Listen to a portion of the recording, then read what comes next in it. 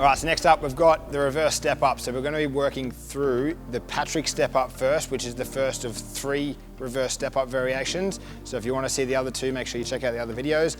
So the Patrick step up is the first progression because it requires less ankle stability, so more people can get in the game with this one, but it also works on lengthening out the dorsiflexion range, so more range through the calf.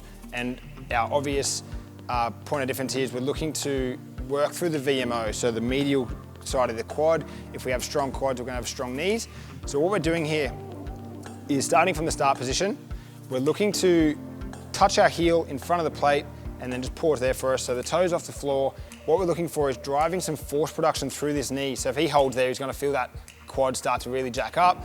The idea is we want our hips to travel forward as well. So we see a straight line from our shoulder down to our kneecap. The heel will just be just in front of the plate there, and then we're going to press up and drive away. So we're going to be going for 10 reps. We sort of just touch our heel, pause slightly, and then drive back. Now what we want to do here is eventually start to add either load with some dumbbells or load on our back. And we want to get to the stage where we can do body weight for 10 reps on each leg with control. Ultimate goal is to be able to do it off 2 20-kilo plates or about 6 inches. But if you feel any pain, you've got to go lower and lighter and just build that strength at whatever capacity you can until you can get to the stage where you can then increase the height or increase the weight.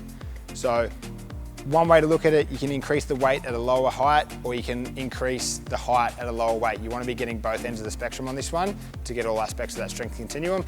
And just making sure that we're squeezing and focusing on driving our big toe into the floor and creating stability from the ground up. So feet grabs the floor, and then we were able to create stability and force production through that quad, which is going to lead to healthy knees and healthy hips.